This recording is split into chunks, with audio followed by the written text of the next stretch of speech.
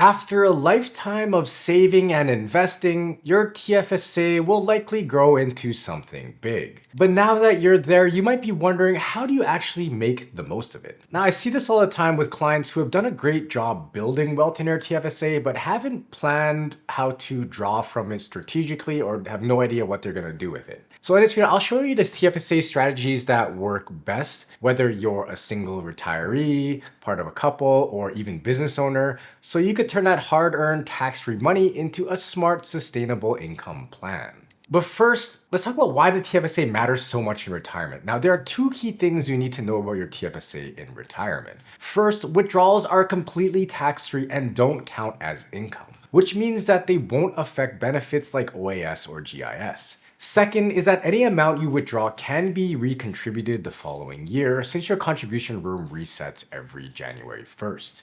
And these two features combined make the TFSA one of the most flexible and powerful retirement planning tools Canadians have access to, which will become clearer as we work through these strategies. So think of your TFSA as your financial Swiss Army knife, where it's simple, compact, and capable of solving multiple retirement problems. First up is the do nothing strategy. Now, we see a lot of people do this. They'll build up their TFSA during their working years, and then once they're retired, they'll simply leave it alone and let it keep growing with their investments. And honestly, in many cases, this can be a smart move because your TFSA will continue to grow completely tax-free, and it does make a lot of sense in many cases for the TFSA to be the last account that you withdraw from, but ignoring it entirely can sometimes lead to higher overall taxes from other income sources. After crunching the numbers, we often find that clients who strategically blend their TFSA withdrawals can oftentimes reduce their overall taxes, as you'll see in the following strategies. The next is to keep contributing, even in retirement.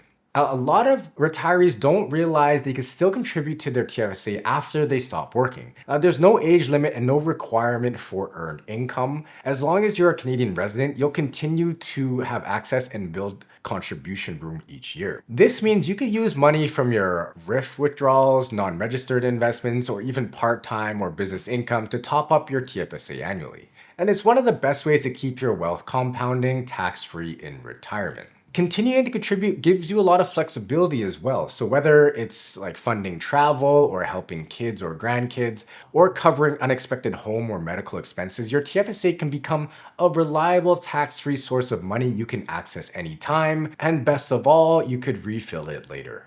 Take Robert, for example, a 68-year-old retiree drawing income from his RIF. Each year, he transfers a portion of those withdrawals into his TFSA, so about $7,000 annually. And over time, that money keeps growing tax-free instead of sitting in a taxable account. A few years later, when Robert wants to help his daughter with a down payment on a house, he withdraws from his TFSA without triggering any tax and then slowly refills it again. It's a simple habit that keeps his savings working for him, even in retirement. Third is using your TFSA for benefit optimization and bridging. Your TFSA can be one of the most effective tools for managing government benefits and taxes in retirement. One smart approach is using it to bridge your income in your 60s in order to delay taking CPP or OAS. So for example, if you need the income, you could draw some money from your TFSA to cover you in the years while you're delaying that CPP and OAS. That has the added benefits of increasing those payments for life. Now, another major advantage is that TFSA withdrawals don't count as taxable income, so they won't reduce your old age security or affect your eligibility for the Guaranteed Income Supplement, or the GIS. This flexibility also comes in handy during years when your income might temporarily spike. Let's say Matthew was 71 and noticed his OAS was being clawed back because of his increased RIF withdrawals. To reduce taxable income, he started drawing less from his RIF and used his TFSA instead to supplement the spending. Now, since those TFSA withdrawals don't count as income, his taxable income dropped below the clawback threshold, letting him keep more of his OAS each year while still maintaining the same lifestyle. Now, before going to the next strategy of tax bracket smoothing, at Blueprint Financial, we help Canadians turn savings into strategy, whether it's using our TFSA to try to reduce taxes, delay CVP, or protect OAS.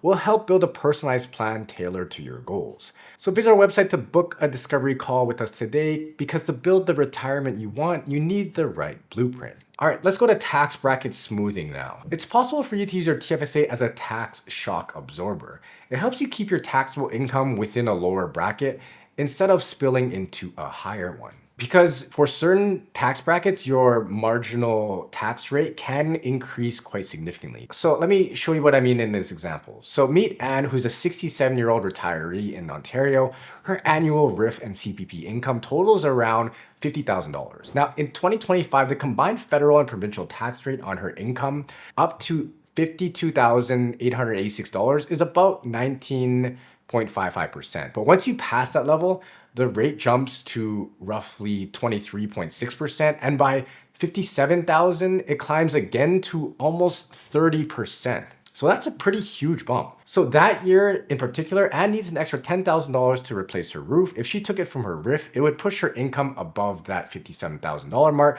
meaning part of that withdrawal would be taxed at nearly 30%. Instead, she decides to withdraw money from her TFSA, which doesn't count as taxable income. And over time, this strategy can help to smooth her taxable income and keeps her lifetime tax bill potentially lower, which is a smart, simple way to use a TFSA as a retirement tax planning tool. And that's also why it's so important for you to understand the tax brackets in your province and how much income you will have in retirement. Next is couples TFSA income splitting. So meet Aaron and Kimmy, a retired couple in their early 60s. Aaron still does a lot of consulting work, earning about $90,000 a year, while Kimmy no longer has taxable income. To balance things out, Aaron gives Kimmy $7,000 each January, which is the annual TFSA limit, so she can contribute to her own account. And because TFSA contributions aren't subject to CRA's attribution rules, this is perfectly legal and everything will grow tax-free in her account. The money is considered Kimmy's once it's in her TFSA, and any growth or withdrawals will remain completely tax-free. Over time, the strategy doubles their household's TFSA growth potential, giving them two separate income streams and allows them to withdraw strategically in retirement, and provides a lot more flexibility. And if you're serious about growing your TFSA, check out my free guide on the 5 steps to building a $1 million TFSA. You can download it now, the link is in the description.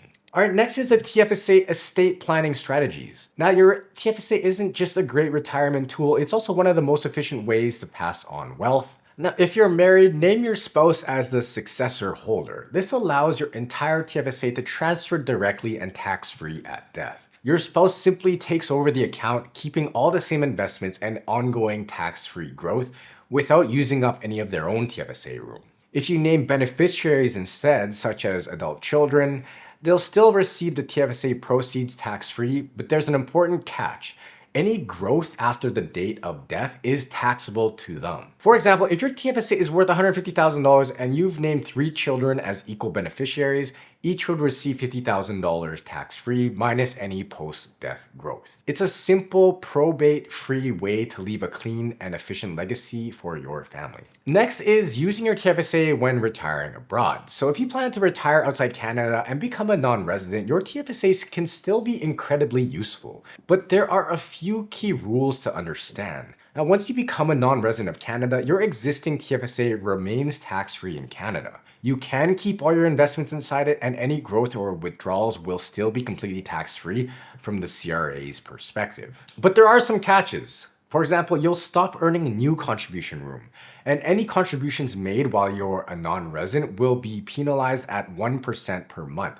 So it's very important to stop adding money once you leave. Also, it is crucial to check how your new country will treat the TFSA, because some countries like the US don't recognize it as tax-free and might tax the income or gains. Next is a comprehensive TFSA withdrawal strategy. This one's going to be a bit more broad, but I want you to really start to think of your TFSA as one strong piece of your retirement chessboard. It's powerful on its own, but even stronger when coordinated with your RSP and non-registered accounts and other investments. It also could play a key role along with your CPP and OAS. And the goal is to use each account strategically to minimize taxes and maximize your after-tax income. For some retirees, that can mean, say, withdrawing from your RIF during lower income years, paying minimal tax, and moving those funds into TFSA where they can continue to grow tax-free. Others may use their RSP tax refunds from their minimum withdrawals to top up the TFSA each year. There's also things you could do with asset location. For example, you might want to keep higher growth investments in the TFSA,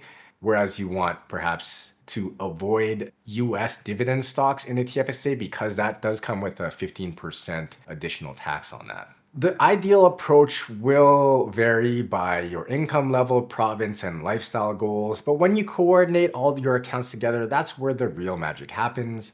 A well-structured plan can really flatten your lifetime tax curve, preserve benefits, and give you way more flexibility and control in retirement. And this is exactly what we do best here at Blueprint, which is coordinating all these moving parts so everything works together instead of against each other. So I hope you can see now that the TFSA isn't just a savings account, it's one of the smartest tax and retirement tools Canadians have. If you coordinate it right, it could reduce taxes, preserve benefits, and create lifelong flexibility. So visit blueprintfinancial.ca to explore how our planners can help. And if you found this helpful, hit like and subscribe. And here's another video I think that you'll love on the screen right here.